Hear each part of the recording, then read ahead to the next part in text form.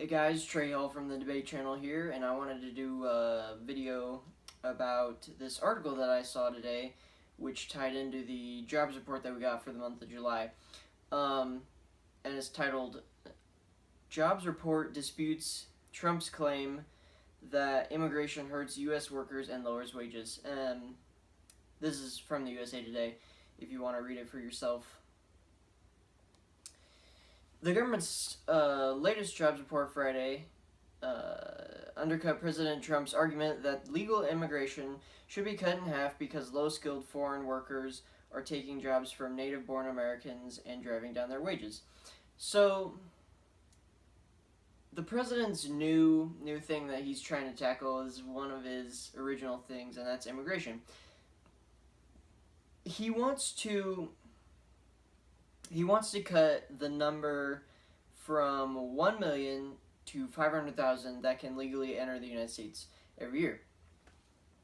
Because he's saying that the more immigrants you have coming in, the worse the job prospects get for native-born Americans, which is kind of discriminatory because if they're legal immigrants, then they're American citizens, and they should have the same job opportunities as everyone else. But the president doesn't see it that way. That's a problem. So we'll get some numbers in here for you.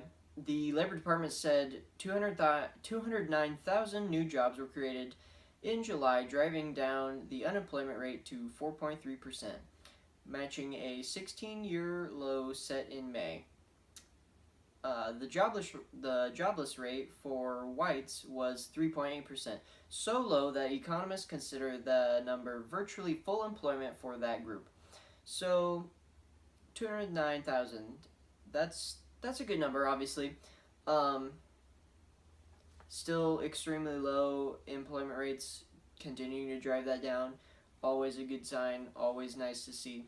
The problem is that the current president is taking credit for that when it was all the previous president's work.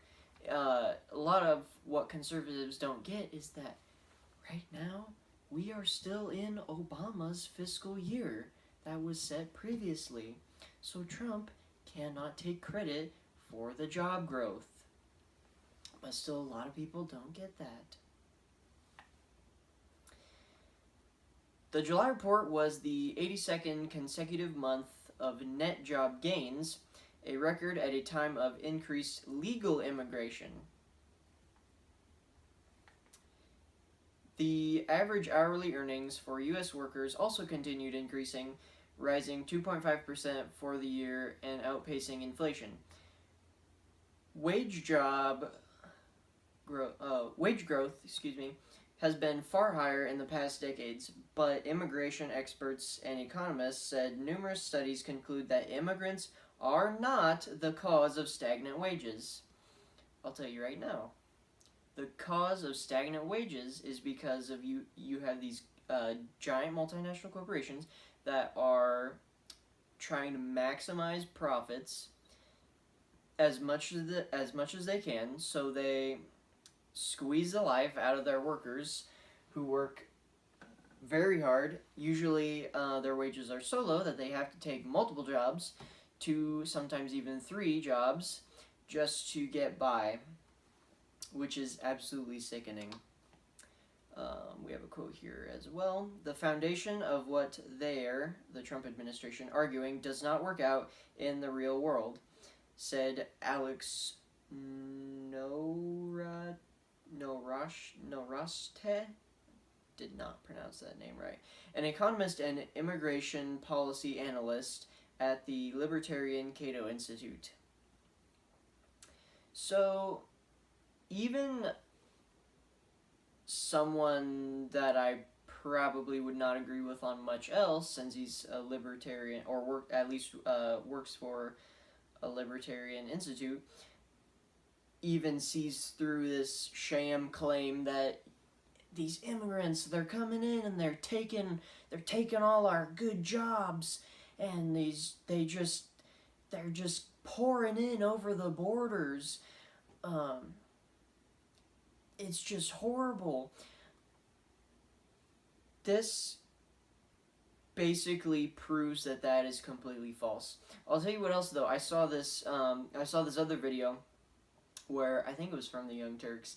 They were interviewing a Trump supporter or Trump voter, your classic Trump voter who lived in a red state, was very blue collar. They interviewed him, and he had a very interesting thing to say. Actually, he was pointing out how it wasn't the immigrants that took the coal jobs away. So that it goes back to Trump's whole claim of how these immigrants pouring over the border taking jobs is such a national threat is false. It's false. And this is a bit ridiculous that he tries to him, and not just him, but a lot of other members of his party do that classic thing where they pick on the little guy, because if they can do that, then they can distract from all the other real problems happening. But we'll move on a little bit. Many studies blame corporate drives for profitability and competition from low-wage countries as the main culprits for stagnant wages for those at the bottom of the pay scale. So, you have competition from people in countries who either don't have a minimum wage or their minimum wage is like 50 cents an hour.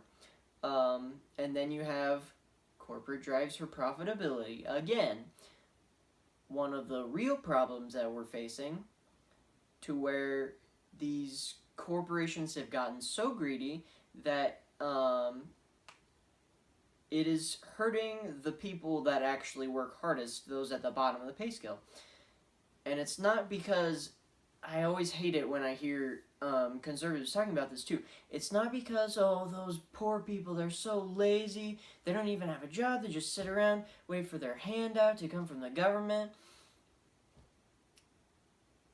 That's not one of the reasons why they're poor. One of the reasons why they're poor is because the corporations that they work for are squeezing them so hard that they can't, that their wages have been stagnant for decades.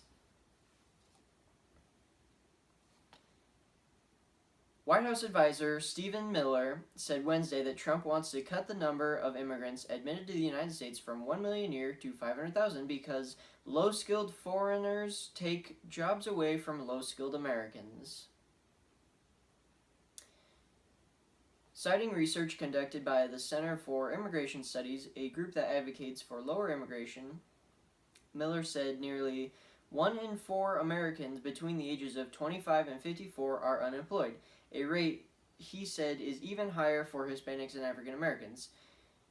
That is about right, because even amongst the unemployment rates are higher for Hispanics and African Americans, which is also pretty horrifying because everyone should have the same opportunities. If you look at, here's another quote, if you look at the promise of bringing in low-skilled labor, it's based on the idea that there's a labor shortage for lower-skilled Americans. There's not. Miller said during a White House briefing, at some point we're accountable to reality, which is a good point to make, because we, again, have the president making these outlandish claims. It's not just on immigration, it's on a multitude of different topics. Like when he said his crowd for the inauguration was the largest in history, or when he had Sean Spicer go on TV and say that to a room full of reporters who instantly debunked that, which was a good win as well. The claim is highly misleading, referring back to Trump's claim, said Mark Zandi, chief economist at Moody's Analytics, because Miller was including millions of people who are not looking for work, such as those who are in school, disabled, retired, or in jail. Others have simply given up looking for jobs. All told, the actual number of Americans who are out of work but actively seeking jobs is closer to 1.6 million, a tiny fraction of the U.S. population and near historic lows, Zandy said.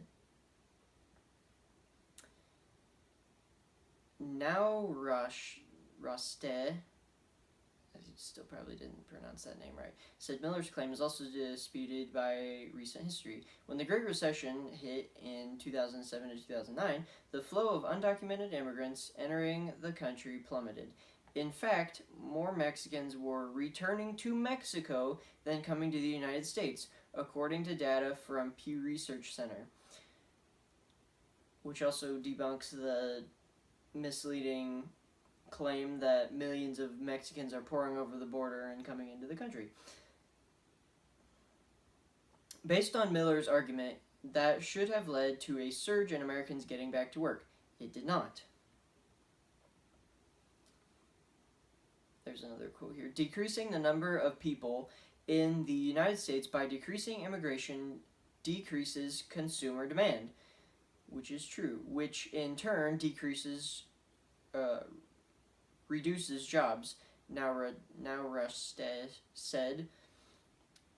Trump's other claim that low-skilled immigrants drive down the wages of native-born Americans is not borne despite intense economic scrutiny. The income of low-skilled workers in the United States has indeed dropped in recent decades. From 1979 to 2013, the average wage of workers at the bottom 10 percentile of incomes fell by 5% after adjusting for inflation, while wages rose an average 6% for middle-income workers and 41% for high-income earners, according to a report from the Economic Policy Institute. One second.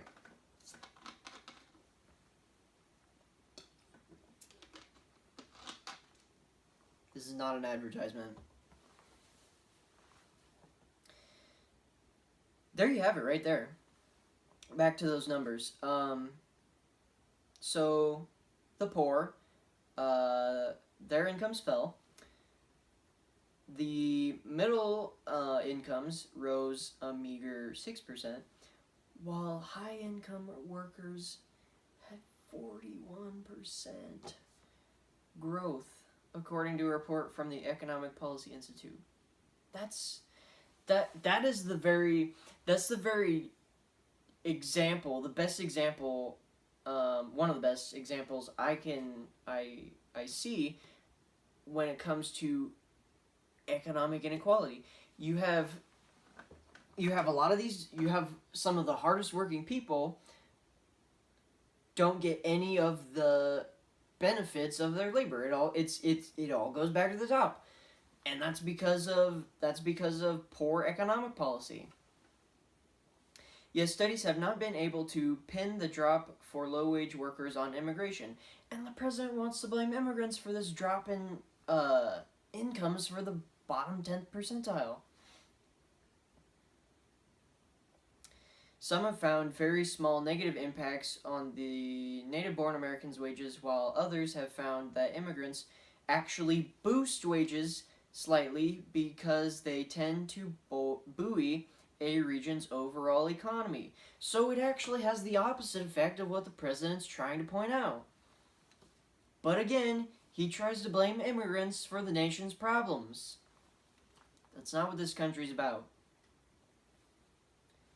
Workers who experienced any negative effects were most likely to be earlier immigrants or U.S.-born workers who haven't completed high school, since they're the closest substitutes for immigrant workers, according to a landmark study on the economic impacts of immigration conducted by the National Academies of Science, Engineering, and Medicine last year. The study concluded that the impact of immigration on the wages of natives overall is very small. Trump cited the study during his first address to Congress in January, but he only chose one statistic from the study. The first-generation immigrants cost U.S. taxpayers $57.4 billion a year. Trump left out the next part of the study, which found that the second-generation immigrants proved an economic boost of $30.5 billion, and the third-generation immigrants created a $223.8 billion gain. So that's ridiculous that the president had to pick out one part of the story to feed his irrational fear of immigrants coming into the country, when in reality they actually created economic prosperity for a lot of people. He doesn't get it. The positive contribution of immigrants was underscored this year in a letter signed by 1,470 economists delivered to Trump and Republican leaders in Congress. The group acknowledged that in the short run, immigrants can prove harmful for some American businesses and American workers with lower levels of education. But the benefits that immigration brings to society far outweigh their costs, and smart immigration policy could better maximize the benefits of immigration while reducing the costs, the economist concluded. So again, it's all about the long run. In the long run, immigrants help the economy, not what the president says of how they're coming here and stealing jobs. That is a total lie. But again, the president and members of his party are trying to blame the little guy, are trying to blame the immigrant who is working hard to make a living for their family in moving to another country, and the president totally disregards that. That's where we're at right now. Debate channel. Share it out. We gotta keep growing.